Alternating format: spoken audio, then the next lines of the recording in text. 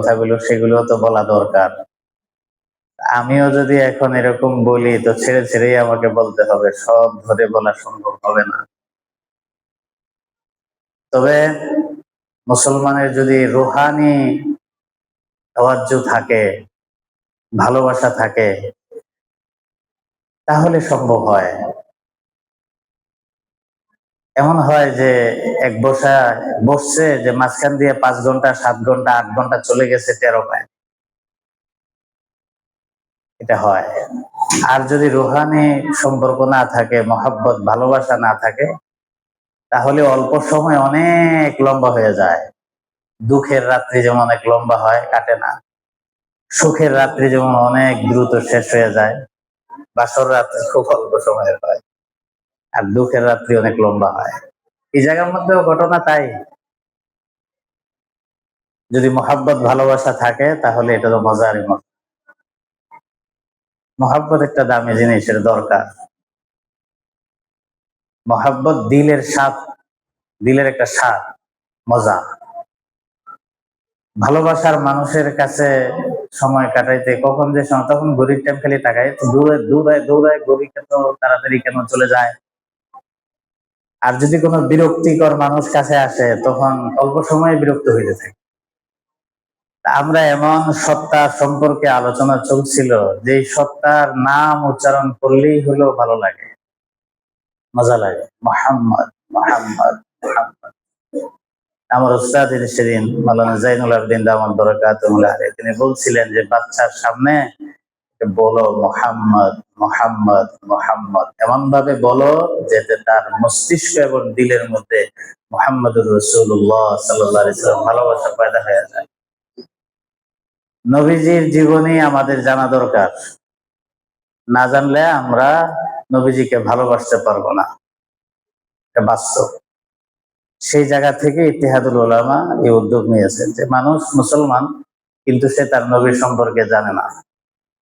যা জানে তা ছিটাফাটা, এখান থেকে কতটুকু, ওখান থেকে কতটুকু, পুরাটা জানে না। এই উদ্যোগটা নেওয়া হয়েছে মৌলিক ভাবেও একটা বৈঠকে যেন নবীজির 23 বছর বা 63 বছরের জিন্দিগিটা আমাদের সামনে থাকে, যে হ্যাঁ আমাদের নবীজি এই এই এই কাজগুলো করছেন, তার জীবনীটা এইভাবে কাটাইছে।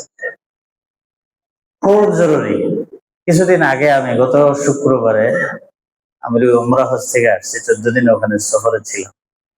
আমার ফার্স্ট ছিল হলো মদিনায়, মদিনার থেকে মক্কায় আসছে, মক্কা থেকে বাংলাদেশ। তো মদিনায় যখন আমি গিয়েছি,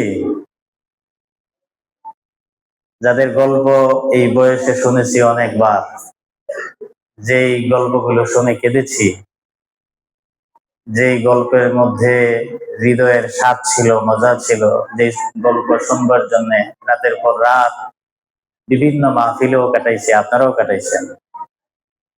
ওখানে যাওয়ার পরে তাদের কাউকে দেখি নেই, একজনও নাই, সব এই পৃথিবী থেকে চলে গেছেন।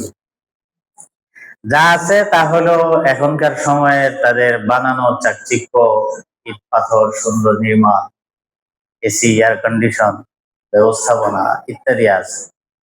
কিন্তু যার জন্য গিয়েছি, যাদের জন্য ওখানে গিয়েছি, তারা তো এই মাটির উপরে নাই, তারা সবাই চলে গেছে। কিন্তু সেই মাটিকে ধরলে একটা উষ্ণ অনুভব হয়, যে মাটি কি কথা বলে। আমি মসজিদে নববীর খুঁটি মানে সামনে বসা, যে জায়গাটা ফাঁকা ছাতা, ওই জায়গাটায় বসা, খুঁটিগুলোর দিকে তাকিয়েছিলাম। আমার পাশে একজন পাকিস্তানি ব্যক্তি বসা ছিল। তিনি সম্ভবত পাকিস্তানের শিক্ষিত ব্যবসায়ী মানুষ। তাকে জিজ্ঞেস করলাম, आप लोग जानते हैं ये খুঁটি से क्या आवाज निकलती है? আপনি কি জানেন যে খুঁটিগুলি কি বলে? এখানে প্রত্যেকটা খুঁটির সাথে অনেক বড় বড় ইতিহাস জড়িত। তো সে তো আর আলেম না। আমি তাকে জিজ্ঞেস করলাম যে क्या निकलती है, क्या आवाज निकलती है, क्या फरमान निकलती है, आप लोग जानते हैं? সে বলল যে মালুম নেই, আমি তো জানি না। আমি বললাম যে প্রত্যেকটা খুঁটি থেকে মুহাম্মদুর রাসূলুল্লাহ সাল্লাল্লাহু আলাইহি সাল্লামের এই আওয়াজ আসে যে তোমরা সবাই সুন্নতের উপর চলো, তোমরা সবাই আল্লাহর হুকুমের উপর চলো। তোমরা সবাই হালালের উপরে চলো, তোমরা সবাই মহাব্বতের উপরে চলো, ভালোবাসার উপরে চলো। আমি যে দিন তোমাদের সামনে রেখে গেছি এটাকে আত্মীয়। এটা বলার পরে ওই লোক কান্না শুরু করলো, তার চোখ দিয়ে পানি আসতেছে। আজ যদি নবীজি জীবিত থাকতেন তাহলে কথাগুলো তো নবীজির জবান থেকেই শুনতেন। যদি আবু বকর সিদ্দিক জীবিত থাকতেন তাহলে আবু বকর সিদ্দিক থেকেই শুনতেন। কিন্তু তারা তো কেউ নাই। ঠিক কেউ না থাকাই হলো আজকে আমরা বলছি।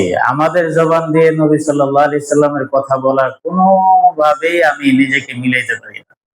যে আমার মতো গুনাহগার মানুষ, নাখান্দা মানুষ, ছোট মানুষের জবান দিয়ে এত বড় মহান সত্তার জীবনী আলোচনা করার দ্বারা ফায়দা হবে তো দূরের কথা, মনে হয় ক্ষতিই হবে।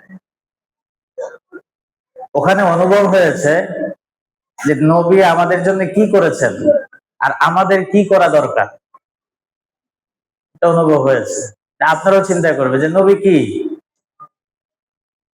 আমাদের জন্য নবী কি করে গেছেন আর আমরা নবীর জন্য কি করতে পারি।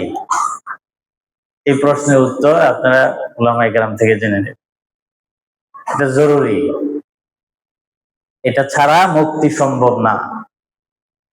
আল্লাহ তাআলা আমাদের সবাইকে বুঝার তৌফিক দান করেন। যাই হোক, এমন একজন নবীর, এখন তো ওই যে বললাম সময় শেষ, কথা তো শেষ করা যাবে না। আজকেও যে জায়গায় হুজুর আসলেন, যে বদরের যুদ্ধ, এই যুদ্ধের অনেক ইতিহাস আপনারা শুনেছেন। এই জায়গার মধ্যেও একটা গল্প যা জীবনে কোনোদিন শুনিনি, আজকে পড়েছি। গল্পটা হইল